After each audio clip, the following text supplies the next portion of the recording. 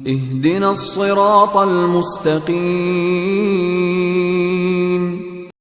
بسم اللہ الرحمن الرحیم، الحمد للہ رب العالمین والصلاة والسلام علی رسولہ الکریم، اما بعد۔ محترم ناظرین، السلام علیکم ورحمۃ اللہ وبرکاتہ۔ وراثت کے مسائل میں ہم نے اس سے پہلے کئی ایک ویڈیوز بنائی، اس میں خاص طور پر اصحاب الفرائض میں ہم نے شوہر کے مرنے پر بیوی کو کیا حصہ ملے گا اس کی صراحت کر دی، اور بیوی کے مرنے پر شوہر کو کیا حصہ ملے گا، کیا ترکہ ملے گا، اس پر بھی ہم نے ایک ویڈیو بنائی تھی۔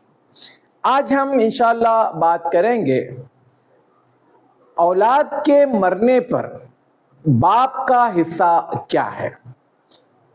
جب ہم اولاد کہتے ہیں تو اس میں بیٹا بھی شامل ہے اور بیٹی بھی شامل ہے، اور جب ہم مرنے کے بعد ان کے مال کی بات کر رہے ہیں تو وہ جس چیز کے بھی مالک ہیں، ہم ان سب مال کو ورثہ میں یا ترکہ میں شامل کریں گے۔ مان لیجئے بیٹی کی شادی ہو چکی تھی، اب بیٹی کو شادی میں باپ نے کچھ دیا، بیٹی کی اپنی کمائی تھی، بیٹی کو سسرال والوں نے کچھ دیا، بیٹی کو داماد نے کچھ دیا۔ غرض یہ کہ اس بیٹی کے پاس کس کے پاس سے کیا کیا ملا، یہ سوال نہیں پیدا ہوگا۔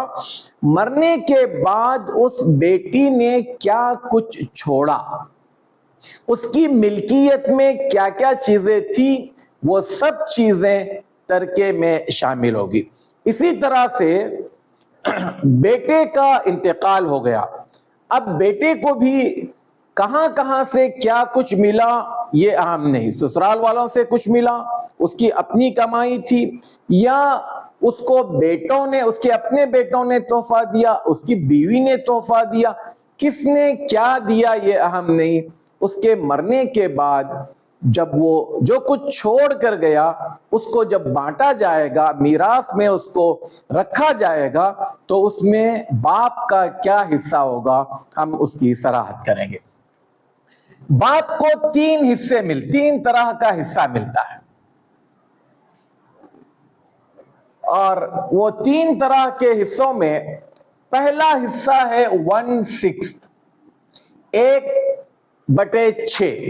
جو مال چھوڑ گیا ہے اس کا 6واں حصہ باپ کو ملے گا۔ کب؟ جب مرنے والے کا بیٹا یا مرنے والے کا پوتا اگر زندہ ہے۔ ہم نے اس سے پہلے یہ بات بہت صراحت سے کہی کہ ہم یہاں پر کئی لوگوں کو نہیں رکھیں گے۔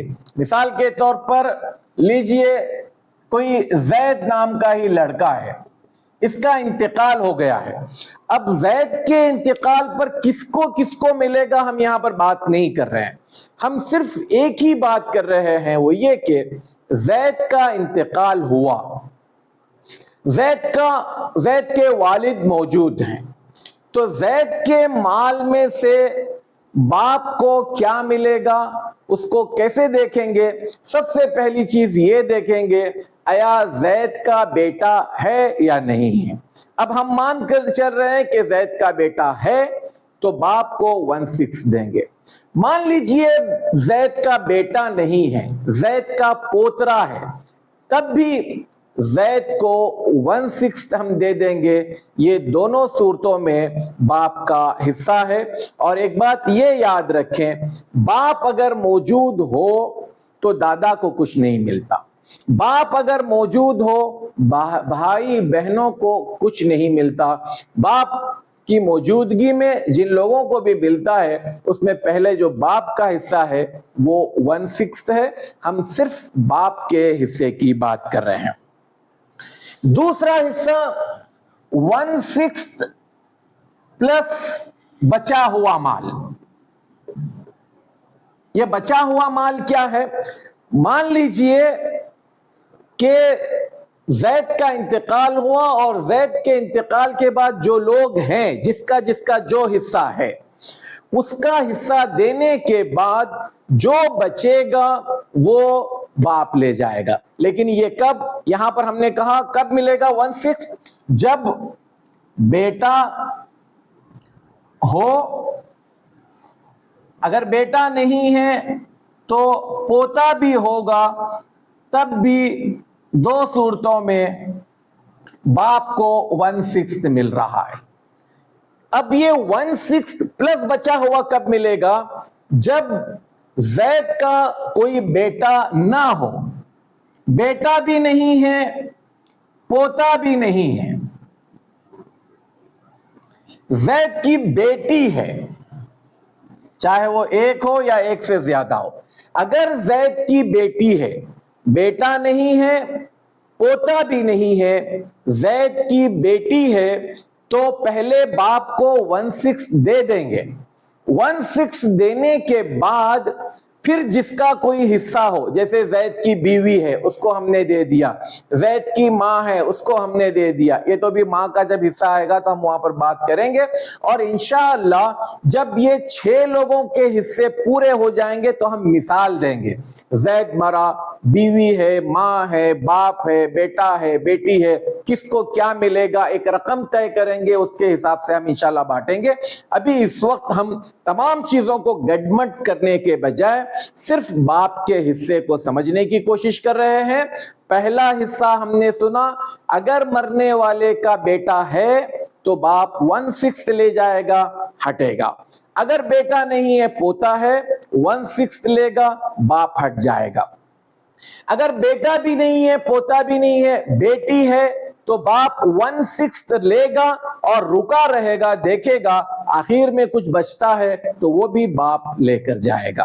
تو یہاں پر یہ دوسرا حصہ ہے کہ بیٹا بھی نہیں ہے پوتا بھی نہیں ہے تو باپ پہلے 1/6 لے گا، پھر اس کے بعد اگر کچھ بچا ہے تو وہ باپ لے جائے گا. تیسری چیز بچا ہوا مال. یہاں پر اس کو حصہ نہیں ملے گا. وراثت کے علم میں یا علم الفرائض میں اس کو عصبہ کہتے ہیں. عصبہ یعنی بچا ہوا مال لے جانے والا. اب یہ کب ہوگا؟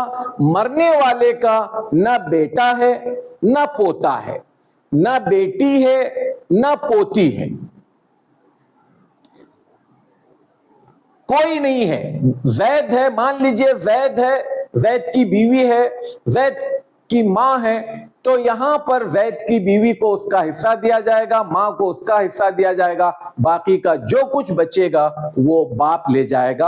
اور ہم نے پہلے بھی یہ بات سنی کہ باپ اگر موجود ہے بھائی بہن کو کچھ نہیں ملتا، بس انہی لوگوں کو ملے گا جن کی گنتی ہم نے بتائی ہے. اس کو مثالوں کے ساتھ انشاءاللہ ہم اپنی اگلی 2-3 ویڈیو کے بعد یہ بات کریں گے کہ سب کا حصہ کس طرح سے بانٹا جائے گا. باپ کے ہوتے ہوئے دادا پردادا کو بھی نہیں ملتا، یہ بات بھی ہمارے ذہن میں رہنا چاہیے. تو کل ملا کر جو بات 3 حصے ہوئی، باپ کا حصہ ایک 1/6 ہے، دوسرا 1/6 پلس بچا ہوا مال ہے، تیسرا بچا ہوا مال ہے. یہاں پر باپ کو کوئی پرٹیکولر ایک نمبر نہیں دیا گیا ہے یا ایک حصہ بنا کر نہیں دیا گیا ہے، جو کچھ بچے گا وہ سب لے جائے گا. اللہ تعالیٰ مجھے اور آپ کو کہنے اور سننے سے زیادہ عمل کی توفیق عطا فرمائے. السلام علیکم ورحمۃ اللہ وبرکاتہ. کہ صراط مستقیم کا جو چینل ہے ماشاءاللہ معتبر ہے. میں نے بھی اس کی کئی کلپ سنی، بہت دلائل دیتے ہیں، بہت تفصیل کے ساتھ مسئلے کی وضاحت کرتے ہیں، اس لیے مجھے یہ چینل پسند آیا. میں آپ سے بھی ریکمینڈ کروں گا، سفارش کروں گا کہ آپ بھی اس چینل سے فائدہ اٹھائیے. اللہ تعالیٰ آپ کو جزائے خیر دے.